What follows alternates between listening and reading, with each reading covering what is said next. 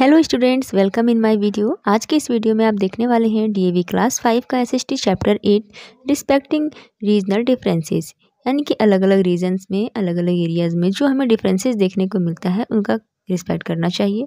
इसी बारे में हम आज इस चैप्टर में पढ़ने वाले हैं। तो वीडियो को लाइक करिएगा बच्चों, और चैनल को सब्सक्राइब कर लीजिएगा, क्योंकि जब भी मैं कोई न्यू वीडियो डालूंगी तो उसकी नोटिफिकेशन आपको मिल जाएगी। इसलिए चैनल को सब्सक्राइब भी करिएगा और अपने फ्रेंड्स को भी शेयर करिएगा। तो चलिए शुरू करते हैं हमारा आज का चैप्टर नंबर 8। तो देखिए, यहाँ पंजाब के एक टाउनशिप, एक शहर के बारे में बताया गया है। भोगपुर नाम का शहर है। तो वहाँ पे जो लोग हैं डिफरेंट कास्ट के, अलग अलग जाति के हैं, अलग अलग धर्म के लोग हैं। वे सभी कैसे रहते हैं? हारमोनी से, यानी कि मिलजुल करके सभी रहते हैं। सभी तरह अलग अलग कास्ट के, धर्म के लोग हैं इस टाउन में, भोगपुर टाउन में, जो कि पंजाब में है, लेकिन सभी मिलजुल करके रहते हैं। वहाँ पे जो अलग अलग डिफरेंट कम्युनिटीज़ हैं, उनके बाद किसी भी प्रकार का डिस्क्रिमिनेशन यानी कि भेदभाव देखने को नहीं मिलता है। वे कई भाषाएं भी बोलते हैं, अलग अलग भाषाएं, जैसे कि पंजाबी, हिंदी, उर्दू, भोजपुरी आदि। और वे कई सारे त्यौहार हैं जिन्हें वे मिलजुल करके साथ में सेलिब्रेट करते हैं, जैसे कि दिवाली, होली, ईद, गुरु नानक जयंती, महावीर जयंती आदि। ये सभी करते हैं वे मिलजुल करके सब। ठीक है। जो वहाँ के लोग हैं उनका पहनावा कैसा है? तो जो लोग हैं वहाँ पे वे अलग अलग तरह के कपड़े पहनते हैं, जैसे कि महिलाएं जो है वो सलवार कमीज, साड़ी और लहंगा चोली पहनती हैं, जबकि जो पुरुष हैं वे कुर्ता पजामा, तहमद यानी कि लुंगी कमीज, सलवार कमीज यानी कि पैंट शर्ट, ये सब पहनते हैं। ज़्यादातर लोग जो यहाँ पे के हैं भोजपुर के, वे सभी कैसे हैं? वेजिटेरियन हैं। लेकिन जो वेजिटेरियन लोग हैं वे उन लोगों की भी रिस्पेक्ट करते हैं, उनका भी सम्मान करते हैं जो लोग नॉन वेजिटेरियन फूड खाना पसंद करते हैं। ऐसा नहीं कि उनसे घृणा करें कि वो लोग नॉन वेज खाते हैं तो उनसे घृणा करें, नहीं, उनके साथ भी मिलजुल करके और उनका भी रिस्पेक्ट करते हैं और मिलजुल करके रहते हैं। India is a vast country. India एक बहुत ही वास्ट मतलब विशाल देश है, बहुत बड़ा देश है। यहाँ पे अलग अलग रीजन्स में जो है सो वो हमें डिफरेंस देखने को मिलता है, जो कि हमारे देश में जैसे कि अलग अलग फूड हैबिट्स हैं, अलग अलग रीजन्स में अलग अलग खाने की आदतें हैं। जैसे कि आप साउथ में जाइए तो उधर इडली डोसा ज़्यादा मिलेगा आपको, और फिर वेस्ट बंगाल साइड जाइए तो वहाँ पे आपको फ़िश वगैरह का ज़्यादा, पंजाब में जाइए तो मक्के की रोटी। तो अलग अलग रीजन्स में फूड हैबिट्स अलग हैं, ड्रेसेस भी अलग अलग हैं, अलग अलग तरह के लोगों का पहनावा है हर रीजन में। फिर वहाँ की जो भाषाएं हैं वो उनमें भी अंतर है, धर्म में, रीति रिवाज और जो परंपराएं हैं उन सब में भी हमें अंतर देखने को मिलता है। जो लोगों का जो फूड हैबिट है कि यहाँ वहाँ के लोग जो हैं उनका जो फूड हैबिट्स है, जो खाते हैं, वो इस बात पे डिपेंड करता है कि वे किस लोकेशन में रहते हैं, वहाँ का क्लाइमेट क्या है और वहाँ पर कौन सी फसल उगाई जाती है। क्योंकि जिस एरिया में जो फसल जितनी ज़्यादा होती है उस एरिया का वो स्टेपल डाइट बन जाता है। जैसे एग्जाम्पल के लिए साउथ इंडिया में चावल का उत्पादन बहुत ज़्यादा होता है, इसलिए जो चावल है वो वहाँ के लोगों का क्या है? स्टेपल डाइट है, मुख्य भोजन है। और वे चावल से अमेजिंग वेराइटीज़ यानी कई सारे वेराइटीज़ की डिशेस बनाना जानते हैं। जैसे कि चावल से ही बनता है इडली, डोसा, और इसी तरह से कई सारे डिशेस वो चावल से बनाना जानते हैं। इस तरह से आलमंड यानी कि जो बादाम है वो कश्मीर में उगाया जाता है, वहाँ पे बहुत ज़्यादा होता है। इसलिए आपको कश्मीर के डिशेज़ में, ज़्यादातर डिशेज़ में जो है बादाम देखने को मिलेगा। वहाँ की डिशेज़ का बहुत ही इम्पॉर्टेंट इंग्रेडिएंट है, यानी कि बहुत ही मुख्य पार्ट होता है उसका। ज़्यादातर डिशेज़ में आपको बादाम वहाँ पे देखने को मिलेगा। अंडरस्टैंडिंग एंड रिस्पेक्ट, यानी कि जो लोगों की एक दूसरे के प्रति अंडरस्टैंडिंग है, समझ है, और जो रिस्पेक्ट है, सम्मान है, किसके प्रति? एक दूसरे के खाने की आदतें, लैंग्वेज, भाषाएं, कल्चर, फेथ्स एंड बिलीव्स, यानी कि उनका जो जिस धर्म के प्रति उनकी आस्था है, मान्यता है, इसके प्रति जो लोगों की आपसी समझ है, एक दूसरे के प्रति रिस्पेक्ट है, यही इसी ने हमारे इंडियन कल्चर को यानी भारतीय संस्कृति को रिच और यूनिक बनाया है। इस चैप्टर में हम क्या एक्सप्लोर करने वाले हैं, यानी किसके बारे में पढ़ने वाले हैं? तो इस चैप्टर में हम अंडमान निकोबार आइलैंड और राजस्थान के बारे में पढ़ने वाले हैं, जो कि इंडियन कल्चर यानी कि भारतीय संस्कृति में एक बहुत बड़ा क्या है? डाइवर्सिटी है, यानी बहुत ही डिफरेंट है यहाँ का कल्चर्स, और यहाँ का जो रीजन है, एरिया है, उसके बारे में हम पढ़ेंगे। तो फर्स्ट हम अंडमान एंड निकोबार आइलैंड के बारे में पढ़ते हैं, और नेक्स्ट वीडियो के नेक्स्ट पार्ट में हम राजस्थान के बारे में पढ़ेंगे, क्योंकि एक ही वीडियो में बहुत बड़ा वीडियो हो जाएगा और आप भी पढ़ते पढ़ते बोर हो जाएंगे। तो चलिए इस वीडियो में हम अंडमान निकोबार आइलैंड के बारे में पढ़ते हैं। तो अंडमान निकोबार आइलैंड जो है ये आइलैंड्स का ग्रुप है और इस आइलैंड के ग्रुप में 572 आइलैंड्स हैं जो, और ये आइलैंड कहाँ है, बे ऑफ बंगाल में। आपने देखा होगा इंडिया का मैप जो इस तरह से है, तो यहाँ वाला एरिया बे ऑफ बंगाल कहलाता है और यहीं पर है ये अंडमान एंड निकोबार, यानी साउथ से इस डायरेक्शन में। देखिए यहाँ पे इंडिया का मैप है, यहाँ पे आप देख सकते हैं। ओके,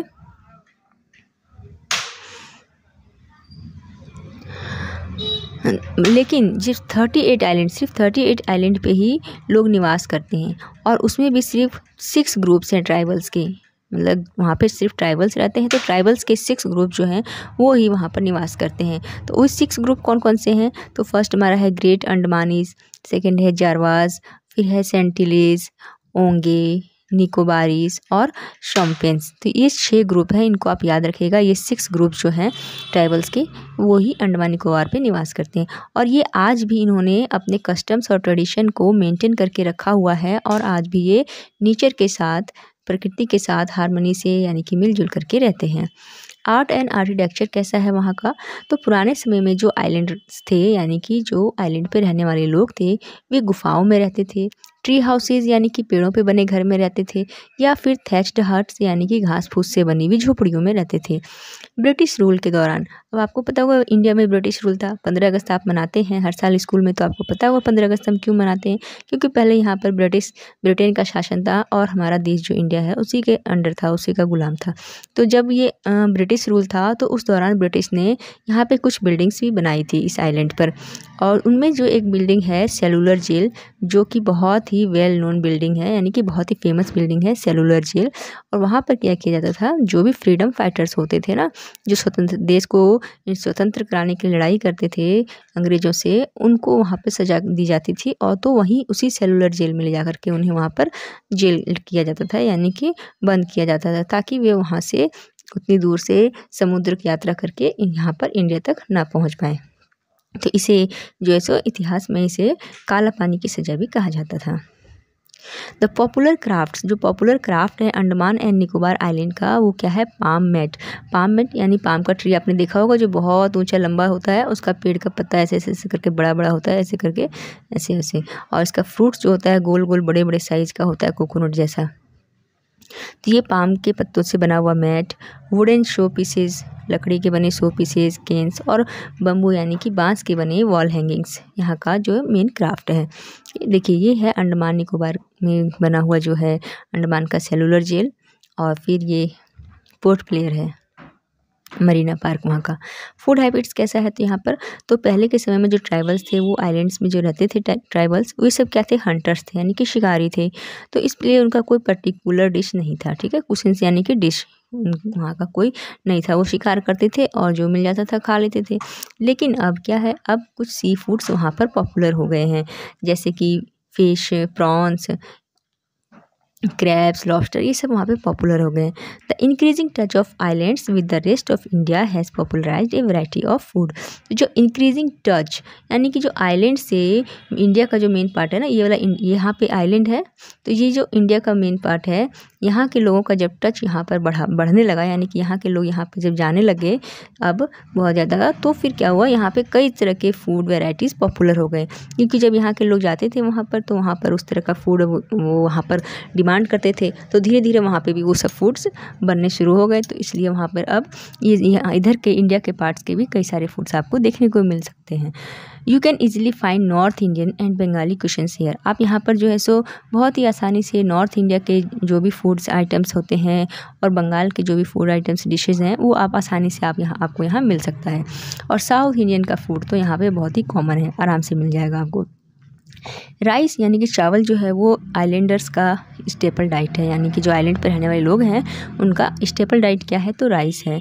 यहाँ के मेन क्रॉप्स जो यहाँ पे उगाई जाती है उनमें है पल्सेस यानी कि दालें, ऑयल सीड्स यानी कि वैसे सीड्स जिनसे ऑयल निकाला जाता है, सब्जियाँ, coconut, areca nut, mango, sapota, orange, banana, papaya, pineapple और कैशू यानी कि काजू। कुछ स्पाइसेस जैसे कि pepper, clove, nutmeg, cinnamon form important ingredients of the food of the islanders। देखिए यहाँ पे आइलैंड्स में कुछ स्पाइसेस जैसे कि ये सब नाम दिए हुए हैं, ये सब वहाँ के फूड के बहुत ही मुख्य इंग्रेडिएंट्स हैं, यानी कि वहाँ पे ये जो फूड आइटम्स होते हैं उनमें ये सब डाले जाते हैं। ड्रेसेस कैसा है, तो यहाँ पे लोगों का ड्रेसेस के बारे में पहले देखते हैं। पहले के समय में जो ट्राइबल्स थे वो कोई कपड़े नहीं पहनते थे, और जो सेंटिलिस ट्राइब्स हैं वे आज भी कपड़े नहीं पहनते हैं वहाँ पर। ये जो कौन से ट्राइब्स, तो सेंटिलिस ट्राइब्स जो हैं वो आज भी कपड़े नहीं पहनते हैं। और जो शॉम्पेन्स हैं वे कपड़े का यूज़ सिर्फ अपने कमर से नीचे के पार्ट को ढकने के लिए करते हैं, बस उतने ही कपड़े पहनते हैं।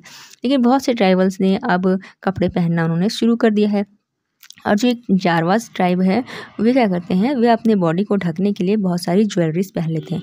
तो ज्वेलरीज कौन सी पहनते हैं, ज्वेलरीज वो लोग सोने चांदी का नहीं पहनते हैं, वे वहाँ पर जो समुद्र किनारे शंख वगैरह सेल्स वगैरह जो मिलता है उससे बनाए हुए ज्वेलरीज, नेकलेस, आर्म और वेस्ट बैंड यानी कि हाथ में और कमर में जो बैंड है वो सब पहनते हैं। उससे बने हुए पेड़ की छालों से बने हुए इस सब से बने हुए ज्वेलरीज वो पहनते हैं। रिलीजन क्या है वहाँ पे, धर्म क्या है, तो जो अंडमान निकोबार के निवासी हैं,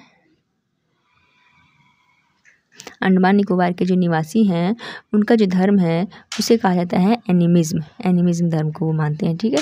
तो जो ट्राइबल्स हैं वो मानते हैं कि पहले के समय में जो उनके देवता थे पलूगा, कौन से देवता, पलूगा देवता है, वो जो है अंडमान निकोबार आइलैंड का सबसे हाई माउंटेन का सबसे हाईएस्ट पीक जो है सैडल पीक, उस पे उनका निवास था।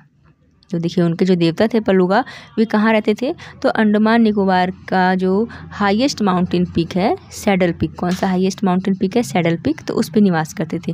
लेकिन अब जो उनके देवता हैं वो ऊपर रहते हैं आसमान में, अब उस पीक पे नहीं रहते बल्कि अब ऊपर आसमान में रहते हैं। द फॉलोअर्स ऑफ एमिनिज्म, जो एमिनिज्म के फॉलोअर्स हैं, इनको मानने वाले लोग हैं, उनका विश्वास आत्मा, घोस्ट, स्पिरिट्स, इन सब चीज़ों में भी विश्वास करते हैं। अब बहुत से लोग जो हैं अंडमान निकोबार के आइलैंड के, उन्होंने कई अलग धर्म जैसे कि इस्लाम, हिंदू, क्रिश्चियन, बौद्ध, सिख और जैनिज्म वगैरह को भी अब ये फॉलो करने लगे हैं। डांस और म्यूज़िक कैसा है यहाँ का, तो यहाँ पे क्या डांस और म्यूज़िक चलता है, तो जो आइलैंडर है वो ज़्यादातर फेस्टिवल्स जो है हमारी तरह ही सेलिब्रेट करते हैं, जैसे कि Durga Puja, Pongal, Panguni Uthiram, Onam, Mahashivratri, Janmashtami, Holi, Diwali, Christmas and Good Friday. और इन सबको वो सेलिब्रेट कैसे करते हैं, डांस और म्यूज़िक के साथ सेलिब्रेट करते हैं। तो इनका डांस क्या है, तो जो निकोबारी डांस है ना वो इनका ट्रेडिशनल डांस है अंडमान और निकोबार के ट्राइब्स का। कौन सा डांस है, निकोबारी डांस। और ये डांस आपको कब देखने को मिल सकता है, तो वहाँ पे एक होता है अस्यूरी फिस्ट, अस्यूरी फिस्ट होता है वहाँ पे, उस दौरान ये करते हैं, जिसे वहाँ पे पिग फेस्टिवल के नाम से जाना जाता है। जो अंडमानीज़ हैं वे क्या है, अपने इनका जो ट्रेडिशनल म्यूज़िक है ना उसके बहुत ही फॉन्ड यानी बहुत ही दीवाने, जो उनका ट्रेडिशनल म्यूज़िक उन्हें बहुत पसंद है। जो वहाँ के ओंगे ट्राइब का जो म्यूज़िक और सॉन्ग है ना उस पे ये जो है ये बहुत ही अच्छे से, बहुत ही ग्रेसफुली यानी कि बड़े ही आनंदमय तरीके से यानी झूम झूम करके एकदम जो है ना मस्त होकर एकदम डांस करते हैं ओंगे ट्राइब का जो म्यूज़िक और सॉन्ग है उस पर। आगे देखते हैं उनकी लैंग्वेजेस क्या है, तो ज़्यादातर जो लैंग्वेज हैं अंडमान निकोबार आइलैंड्स की वो क्या है, हिंदी और इंग्लिश है आज भी। और लोग वहाँ पे और भी कई लैंग्वेज बोलते हैं जैसे कि बंगाली, तमिल, तेलुगु, मलयालम, पंजाबी, मराठी, कन्नड़, उड़िया, गुजराती और करेन लैंग्वेज। तो ये जो करेन लैंग्वेज है ये कहाँ की लैंग्वेज है, ये करेन लैंग्वेज जो है ना ये बर्मीज़ स्क्रिप्ट है और बर्मीज़ अल्फ़ाबेट है। तो देखिए कोई भी लैंग्वेज जो होती है उसकी स्क्रिप्ट होती है, उसका अल्फ़ाबेट होता है। जैसे कि अभी आप जो ये पढ़ रहे हैं इंग्लिश का, तो इसकी अलग स्क्रिप्ट है, हिंदी की अलग स्क्रिप्ट होती है, उसके अलग अल्फ़ाबेट होते हैं, क ख, इंग्लिश में ABCD होता है, अलग अल्फ़ाबेट होता है। तो उसी तरह से जो करेंट लैंग्वेज है इसकी स्क्रिप्ट बर्मीज़ है। बर्मीज़ क्या है, बर्मा एक कंट्री है वहीं का है, ठीक है। The tribals have their own dialects, जो ट्राइबल्स हैं उनकी अपनी बोलियाँ होती हैं। बोलियाँ क्या होती हैं, तो जो लोकल लेवल पे कुछ छोटे एरिया में लोग बोलते हैं अपनी लैंग्वेज, जिसका कि कोई स्क्रिप्ट नहीं होता है, तो उसे हम बोलियाँ कहते हैं। तो ट्राइबल्स की अपनी भी बोलियाँ हैं और केवल निकोबारीज जी हैं जिनकी अपनी स्क्रिप्ट है। तो किसकी स्क्रिप्ट है, देखिए जो निकोबारीज हैं ना उनकी बोलियों की स्क्रिप्ट है और बाकियों की स्क्रिप्ट नहीं है। तो आप लैंग्वेज और बोली में पहले डिफरेंस समझ लीजिए कि भाषा और बोली क्या है, यानी लैंग्वेज और डायलेक्ट्स क्या होते हैं। तो लैंग्वेज वो होती है जिसकी स्क्रिप्ट होती है, जिसको लिखने के लिए हम किसी मतलब लिपि का यूज़ करते हैं, स्क्रिप्ट का यूज़ करते हैं उसका। और जो बोलियाँ होती है ना वो उनकी कोई स्क्रिप्ट नहीं होती है। अब डू यू नो में देखिए, the harmonious blend of different religion, language and ethnic group. जो यहाँ पर अलग अलग धर्मों के लोग, अलग अलग भाषा और अलग अलग ग्रुप के लोग रहते हैं, वो इतने अच्छे से मिलजुल करके रहते हैं कि इसी ने अंडमान और निकोबार आइलैंड को मिनी इंडिया के रूप में फेमस बना दिया है। इनके बारे में पढ़ेंगे। तो Rajasthan is a favourite destination for Indian as well as foreign tourist. तो राजस्थान है ना, वो सिर्फ इंडियन यानी कि इंडिया के लोगों के लिए नहीं, बल्कि फॉरेन टूरिस्ट जो हैं, विदेश से आने वाले जो घूमने आते हैं लोग, उनके लिए भी फेवरेट डेस्टिनेशन है घूमने आने के लिए। वो भी यहाँ पे घूमने आते हैं। वे वहाँ पे किस चीज़ के लिए अट्रैक्ट होते हैं, तो वे यहाँ इसकी colourful history, beautiful art, architecture और यहाँ का जो फोक म्यूज़िक है, लोकल म्यूज़िक है, डांस है, हैंडीक्राफ्ट है, इन सब के प्रति वे सभी अट्रैक्ट होते हैं। जयपुर जो कैप है, इसका यहाँ जयपुर सिटी जो है, ये राजस्थान की कैपिटल है, कैपिटल सिटी है और इसे पिंक सिटी के नाम से भी जाना जाता है। ये पिंक सिटी के नाम से फेमस है। यहाँ का आर्ट और आर्किटेक्चर कैसा है, तो राजस्थान में इननंबरेबल असंख्य, जिनकी गिनती ना की जा सके, इतने सारे यहाँ पे फोर्ट्स हैं, किले हैं, पैलेसेस हैं यानी कि महल हैं, हवेलियाँ हैं और स्टेप वेल्स हैं। They are a great attraction for tourist from all over the world. तो ये सब जो चीज़ें हैं ना, fort, places, haveli, step wells, ये सब पुराने समय के राजा महाराजाओं का जो महल वगैरह है, किले हैं, इन सब को देखने के लिए ना, यही सब के कारण से पूरे वर्ल्ड से जो टूरिस्ट हैं वो बहुत ज़्यादा अट्रैक्ट होते हैं। ये जो बिल्डिंग्स हैं, इनमें बड़े बड़े कोर्टयार्ड्स होते हैं, यानी बड़े बड़े आंगन होते हैं, गार्डन होते हैं, कॉरिडोर होता है और झरोखाज होता है, यानी कि झरोखा यानी कि इसी की बालकनी से खिड़की होता है वहाँ पे। तो ये सब यहाँ पर बहुत ज़्यादा सब आपको देखने को मिल जाएगा। The use of red stone, यहाँ के जो ये सब किले, प्लेसेस वगैरह बनाए गए हैं, हवेली वगैरह, तो उसमें रेड स्टोन का यूज़ किया गया है, मार्बल का यूज़ किया गया है और फिलीग्री वर्क यानी कि चांदी का भी इसमें कहीं कहीं वर्क किया गया है, जो इसकी इस बिल्डिंग्स की सुंदरता में एकदम चार चांद लगा देती है।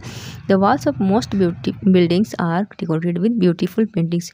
जो बहुत सारी जो दीवार बिल्डिंग्स हैं, उनकी ज़्यादातर जो उनकी दीवारों पर जो डिज़ाइनिंग की गई है, उसमें बहुत ही सुंदर सुंदर पेंटिंग की गई है। देखिए, ये है जयपुर का हवा महल और ये लेक प्लेस उदयपुर का है। अब आप आगे देखिए फूड हैबिट्स यहाँ के लोगों का कैसा है। तो जो यहाँ के लोगों का जो राजस्थान का जो कुशन है यानी कि डिश है, वो मेनली डिपेंड करता है किस पे, पल्स यानी दालें, बीन्स, ग्राम और स्पाइसेस पे। क्यों? क्योंकि यहाँ पे ज़्यादातर दालें वगैरह ही, चने वगैरह ही, इससे ही ज़्यादातर डिशेज़ क्यों बनाई जाती हैं, क्योंकि यहाँ पे सब्जियाँ उगाना बहुत कठिन था पहले के समय में, क्योंकि ये रेगिस्तान वाला एक इलाका है, डेजर्ट वाला इलाका है, यहाँ पानी की बहुत कमी है, इसलिए हरी सब्जियाँ यहाँ पे ज़्यादा ग्रो नहीं हो पाती है, सिर्फ सीजनल में ही होती हैं, इसलिए ज़्यादातर यहाँ पर दालें वगैरह का यूज़ किया जाता है ज़्यादातर डिशेज़ में। इसलिए यहाँ का जो ट्रेडिशनल डिश है ना, जैसे गट्टे की सब्जी, पकौड़ी, दाल बाटी चूरमा, ये सभी किस पे बने होते हैं, चना और दालों से बने हुए ये सब आइटम्स होते हैं। लेकिन अब जो है यहाँ पे फ्रेश वेजिटेबल्स, फ्रूट्स और अदर आइटम्स जो हैं वो राजस्थान में उगाए जाते हैं। कैसे? क्योंकि अब जो है यहाँ पर कैनल्स का सप्लाई हो गया। कैनल्स यानी नहरें, जहाँ पे पानियाँ हैं, नदियों से नहर वगैरह यहाँ पे पूरे राजस्थान में बहुत सारी नहरों का जब जाल बिछ गया है, जिससे अब क्या होता है, अब सिंचाई के लिए पानी की सुविधा उपलब्ध है और इस कारण से अब यहाँ पे भी फ्रेश वेजिटेबल और फ्रूट्स अवेलेबल होते हैं। इस प्रकार से अब जो लोगों का फूड हैबिट्स है वो धीरे धीरे चेंज हो रहा है। जो पहले था ना कि गट्टे की सब्जी, पकौड़ी, दाल बाटी चूरमा, ये सबसे जो दालों पे बेस रहता था, उससे अब चेंज होकर के धीरे धीरे अब वे भी वेजिटेबल्स वगैरह का यूज़ करने लगे हैं। ज़्यादातर लोग जो राजस्थान के हैं वेजिटेरियन हैं और जो राजपूत वॉरियर्स हैं यानी कि राजपूत योद्धा जो होते थे उस समय में, वो क्या थे कि ज़्यादातर वो शिकार किया करते थे, इसलिए वो कई तरह की नॉन वेजिटेरियन डिशेस को भी खाना पसंद करते थे और खाते थे। क्या आपको पता है खुद खरगोश क्या है? ये रैबिट का मीट है जो कि गड्ढे में डाल के पकाया जाता है। ये राजपूत लोगों का मतलब कि बहुत ही फेमस डिश होता था, खुद खरगोश यानी रैबिट का मीट को खाते थे ये। अब यहाँ पर ड्रेसेस कैसी हैं, तो the dyers of Rajasthan are masters in the art of tie and dye. जो डायर्स होते हैं ना, डायर्स यानी क्या है, कलर करने वाले, कपड़ों में कलर करते हैं। जो राजस्थान के में जो कलर करने वाले हैं कपड़ों में, वो उनमें बड़े भी मास्टर होते हैं। इनका आर्ट क्या होता है, टाई एंड डाई, यानी कपड़े को देखिए इस तरह बांध दिया जाता है और उसके बाद अलग अलग रंगों में डुबाया जाता है और फिर जब थोड़ा सूख जाता है तो उसको खोल दिया जाता है। तो फिर जहाँ जहाँ बंधा हुआ होता है ना, वहाँ कलर नहीं होता, वाइट वाइट से रह जाता है जैसे आप देख रहे हैं, और अलग अलग जगह अलग अलग कलर होता चला जाता है। तो इसे टाई एंड डाई कहते हैं। इसमें वहाँ के लोग बड़े ही पारंगत हैं, बहुत ही एकदम अच्छे से कर पाते हैं। यहाँ पे कलरफुल ड्रेसेस जो हैं वो बनाए जाते हैं, जैसे कि बंदिनी, लहरिया, मोतरा, ये सब वर्ल्ड फेमस जो है ड्रेसेस इन लोगों को बहुत पसंद आते हैं, इस तरह के colourful dresses. There is a great demand in Rajasthani ghagras. इन लोगों जो है ना, राजस्थान के जो घाघरा होते हैं, लहंगे होते हैं, ओढ़नी, चोली जिसपे एम्ब्रॉयडरी वर्क किया जाता है, ब्लॉक प्रिंटिंग किया जाता है, मिरर यानी कि शीशे वगैरह लगाए जाते हैं उसमें छोटे-छोटे, और गोटा वर्क होता है। इन सब की बहुत ज़्यादा माँग है, लोगों को बहुत पसंद आता है यहाँ का जो ये ड्रेस है, कलरफुल ड्रेस और इन सब वर्क वाले ड्रेस। जैसा कि आप देखते हो ना, जैसे कि गरबा वगैरह आजकल बहुत फेमस है, तो उसमें जो लोग पहनते हैं ना लहंगा वगैरह, घाघरा, ये सब उस पे कैसा वर्क रहता है, शीशे के छोटे-छोटे जो होते हैं वो, उस तरह का, तो लोगों को बहुत अट्रैक्ट करता है। The Rajasthani main wear traditional dresses. जो राजस्थानी के पुरुष हैं वो ट्रेडिशनल ड्रेसेस पहनते हैं, जैसे कि धोती, बंधा और अंगरखा, ये सब वहाँ का ट्रेडिशनल ड्रेस है मेन का। क्या आप जानते हैं क्या different styles of tying turbans are followed in Rajasthan. Rajasthan में कई तरह के मतलब पगड़ी बांधने के कई सारे स्टाइल्स को लोग यूज़ करते हैं। जैसे देखिए ये वाला स्टाइल है, ये सब देखिए कितने तरह के स्टाइल्स भी पगड़ी बांधने के लिए यूज़ किया करते हैं। रिलीजन क्या है यहाँ के लोगों का, तो जो हिंदू हैं वो भगवान अग्नि, विष्णु, वरुण, सन, शिव और देवी शक्ति इन सब की पूजा करते हैं। बहुत सारे लोग राजस्थान में जैन धर्म, क्रिश्चियन धर्म और इस्लाम धर्म को भी फॉलो करते हैं। This celebrate A variety of festivals. भी कई तरह के फेस्टिवल्स को भी सेलिब्रेट करते हैं, जैसे तीज, गणगौर, दिवाली, दशहरा, क्रिसमस, ईद आदि ये सब करते हैं। ओके, अब आगे डू यू नो में देखिए क्या दिया गया है कि एक यहाँ पर राजस्थान के एक पुष्कर नामक जगह पर एक ब्रह्मा टेम्पल है, ब्रह्मा जी का टेम्पल है। और फिर यहाँ पर अजमेर में एक सूफी संत हैं ख्वाजा मोइनुद्दीन चिश्ती, उनका दरगाह है जो कि बहुत ही फेमस है, और यहाँ पर पूरे वर्ल्ड से तीर्थयात्री यहाँ पे आते हैं। ब्रह्मा जी का टेम्पल पुष्कर में है, और अजमेर में ख्वाजा मोइनुद्दीन चिश्ती जो सूफी संत थे उनका दरगाह है। यहाँ पे पूरे वर्ल्ड से लोग आते हैं। देखिए यहाँ पे है। आपका डांस और म्यूज़िक कैसा है, तो राजस्थानी जो है ना अपने जीवन को म्यूज़िक और डांस के साथ जीते हैं, बहुत ही मस्त रहते हैं। सॉन्ग ऑफ पोइट्री, यहाँ के जो कवियों के जो गीत हैं, जैसे कि कबीर जी हैं, मल्लुक दास, मीरा, इन सब के जो गीत हैं ना, वो राजस्थानी फोक का जो फोक म्यूज़िक है, फोक म्यूज़िक यानी कि वहाँ का जो लोकल म्यूज़िक है उसका इम्पॉर्टेंट पार्ट है ये सब। कुछ राजस्थानी कम्युनिटीज़ जैसे कि भट्ट्स, चारन्स, ये सब अलग अलग कम्युनिटी हैं, भोपास, धोलीज, ये सब फेमस म्यूजिशियंस हैं। इन सब का काम क्या है, म्यूज़िक बजाना। ये सब बहुत ही फेमस है म्यूज़िक बजाने में। और जो पॉपुलर डांस है ना राजस्थान का, वो है घूमर, चारी, काची घोड़ी आदि सब। ये सब को आपको याद रखना होगा कि राजस्थान के जो म्यूजिशियन वाले कम्युनिटीज़ हैं वो कौन कौन से हैं, और फिर वहाँ का जो फेमस डांस है वो क्या क्या है। लैंग्वेजेस क्या है यहाँ के, तो राजस्थान में वैसे तो ज़्यादा मेन लैंग्वेज वहाँ की हिंदी है, लेकिन जो उनकी बोलियाँ हैं वो जो है वो हिंदी की ही बोलियाँ हैं, और कई हैं जैसे कि मारवाड़ी है, मेवाड़ी है, मेवाती है, दूनदारी है, ये सब कई तरह हिंदी की ही बोलियाँ वहाँ पर भी हैं। थोड़ा सा मतलब हिंदी में चेंजेस आ करके बोला जाता है। It is wonderful to have such a variation in country. क्या ये नहीं लगता है कि इस एक कंट्री में कितना ज़्यादा वेरिएशन है, कितने आश्चर्य की बात है। Respect for regional differences is an integral part of Indian heritage. इसलिए हमें इंडियन हेरिटेज के यानी भारतीय संस्कृति के, भारतीय विरासत की का जो ये रीजनल डिफरेंसेस है ना, उसका एक बहुत ही इंटीग्रल पार्ट है। इसका हमें रिस्पेक्ट हम करते हैं और करना भी चाहिए। ओके, तो ये राजस्थान का हमारा टॉपिक ख़त्म हो गया। अब नेक्स्ट वीडियो में मैं आपको इसके क्वेश्चन आंसर्स करवाऊंगी। तो थैंक यू फॉर वाचिंग।